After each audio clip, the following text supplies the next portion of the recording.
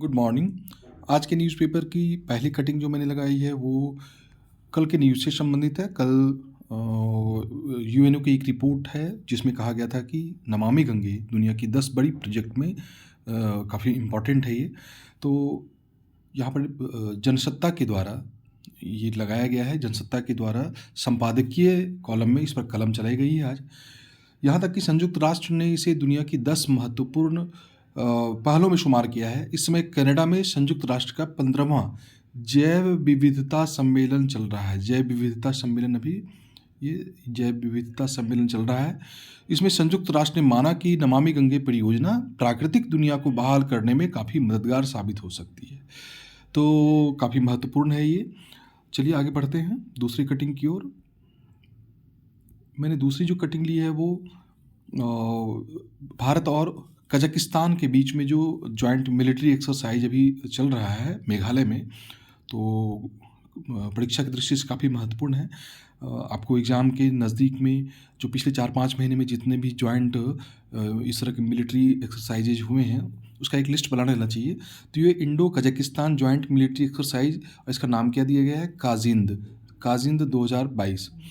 तो क्वेश्चन बहुत अच्छे से पूछा जा सकता है कि हाल ही में कौन सा मिलिट्री एक्सरसाइज इंडिया और कजाकिस्तान के बीच में हुआ, या फिर हाल ही में काजिंद 2022 किया गया, ये किन देशों के बीच हुआ। तो इस तरह के प्रश्न बनते हैं, तो ध्यान रखेंगे काजिंद। और ये कहाँ हुआ है? ये हो रहा है आपको 15 से 28 दिसंबर के बीच में मेघालय। ये देखिए मेघालय में चल रहा है ये। चलो दूसरी कटिंग की ओर बढ़ते हैं हम लोग। अगली कटिंग जो मैंने ली है वो राफेल के बारे में है। एक न्यूज़ आया है कि भारत को मिला 36वां और आखिरी राफेल, जो भारत सरकार और दसां जो फ्रांस की कंपनी है उसके बीच जो समझौता हुआ था। तो फ्रांस के दाशो एविएशन के साथ 2016 में हुए 58,000 करोड़ रुपये के सौदे के तहत 36वां और आखिरी राफेल युद्धक विमान भारत को मिल चुका है। राफेल का जो बड़ा बेड़ा है वो पाकिस्तान के साथ लगी पश्चिमी बॉर्डर पे और उत्तरी सीमा की निगरानी करेगा, पश्चिमी और उत्तरी। वहीं एक अन्य बेड़ा चीन से लगे पूर्वी सीमा की रक्षा करेगा। चीन से लगी जो पूर्वी सीमा हमारी है, अभी भी उस पर देखें आप क्या स्थितियाँ वहाँ बनी हुई हैं, तो ऐसे में तो काफ़ी ज़रूरी है। तो चीन से लगी पूर्वी सीमा पर वो रक्षा का काम करेगा। अगले कटिंग की ओर बढ़ते हैं हम लोग। अगली जो कटिंग मैंने ली है तो सेंसेक्स टैंक्स 879 पॉइंट्स, की फैक्टर्स बिहाइंड मार्केट फॉल। तो ये इकोनॉमिक टाइम्स का है जो कटिंग हम उन्होंने लगाया है, न्यूज़ बनाया है। सेंसेक्स 879 अंक कल गिरा है, तो ये काफ़ी बड़ा मार्केट का एक बहुत बड़ा क्रैश माना जाएगा। और यहाँ पर देखें तो आप ये जो इन्होंने न्यूज़ के साथ ये जो किसी जानवर की तस्वीर लगाई है, जरा सा आप बताएं कमेंट करके कि ये है क्या। नेक्स्ट अगले कटिंग की ओर बढ़ते हैं। उसी जो न्यूज़ है उसी से जुड़ा हुआ ये है, फेडरल रिजर्व के रुख से सहमा बाजार सेंसेक्स 879 अंक लुढ़का। उसी को डिटेल में यहाँ पर बताया गया है कि किस तरह से सेंसेक्स कल के हालात रहे। तो यहाँ पर दिखा है इन्होंने, इसके कारण क्या रहे। तो फेडरल रिजर्व के रुख से सहमा बाजार, आप सबको पता होगा यूएसए का जो सेंट्रल बैंक है फेडरल रिजर्व है। और फेडरल रिजर्व आप सबको पता है कि अभी पिछले जब से यूक्रेन क्राइसिस उत्पन्न हुआ है, और उसके पहले भी कोविड के समय से ही, बल्कि इसको कोविड के समय से ही जोड़ें, जब दुनिया की विभिन्न देशों की सरकारों ने अपने कोविड से जूझने अपने नागरिकों के लिए जो कैश इकोनॉमी में कैश डाला था, तो उसके बाद से जो मार्केट की स्थितियां हैं, जो इन्फ्लेशन बढ़ना ही था, तो उसको काउंटर करने के लिए, इन्फ्लेशन को रोकने के लिए विभिन्न देशों की, जो खासकर जो ब्रिटेन हो गया, अमेरिका हो गया, या यूरोप के अन्य सारी कंट्री, जितने भी विकसित देशों की कंट्री है, उन्होंने अपने मॉनेटरी पॉलिसी को लगातार वो टाइट कर रहे हैं। और स्वाभाविक है कि सबसे ज़्यादा फ़र्क पड़ता है पूरी दुनिया पर जब फेडरल रिजर्व, अमेरिका का जो केंद्रीय बैंक है, जब वो अपनी मॉनेटरी पॉलिसी को टाइट करता है, तो स्वाभाविक रूप से उसका असर पूरी दुनिया पे पड़ता है। वही कल हुआ है। अभी उन्होंने एक इशारा दिया है कि मार्केट को और भी हम लोग टाइट कर सकते हैं, तो इसका असर पड़ा है कल। यहाँ पर एक और देखें आप, बैंक ऑफ इंग्लैंड ने नीतिगत दर 0.50% बढ़ाई। बैंक ऑफ इंग्लैंड यानी कि देखिए, न सिर्फ फेडरल रिजर्व बल्कि बैंक ऑफ इंग्लैंड। फिर आप देखें यहाँ पर स्विट्जरलैंड के केंद्रीय बैंक ने भी महंगाई को काबू में लाने के लिए ब्याज दर 0.5% बढ़ा दिया है। मतलब लगभग पूरे यूरोप की स्थिति और जो विकसित देश हैं उनकी स्थितियाँ ऐसी हैं। भारत में भी देखें आप, भारत में भी हाल में ही रेपो रेट को बढ़ाया गया है। तो इस तरह से इन चीज़ों को समझेंगे हम लोग। अगली जो कटिंग है वो जुडिशरी और पिछले दिनों से जो जुडिशरी और हमारी जो एग्जीक्यूटिव है, तो दोनों के बीच जो एक तरह से रस्साकसी की स्थिति बनी हुई है। तो कल किरण रिजिजू का स्टेटमेंट आया है कि भाई देखिए, जब तक कॉलेजियम है, अभी ठीक है, कॉलेजियम है, व्यवस्था है, माना जा सकता है, लेकिन जब तक अस्थायी व्यवस्था नहीं हो जाती है तब तक विवाद तो बना ही रहेगा। यानी उनका साफ साफ इशारा है कि सरकार इस पर कोई न कोई पहल करने वाली है। इसमें आपके काम की जो चीज़ है, जो सबसे इम्पॉर्टेंट है, वो है सुप्रीम कोर्ट में जजों के मंजूर पद कितने हैं? 34 हैं। देखिए, आप लोग सब जान रहे हैं, पॉलिटी में पढ़ते हैं आप, लेकिन यहाँ पर करंट में पढ़ने का मतलब यही होता है कि वो सारी चीज़ें यहाँ पर ब्रसअप होती हैं। तो ज़रा सा उस पर से धूल हटाइए। सुप्रीम कोर्ट में अगर क्वेश्चन एक आ जाए कि सुप्रीम कोर्ट में जजों के कुल पद कितने हैं,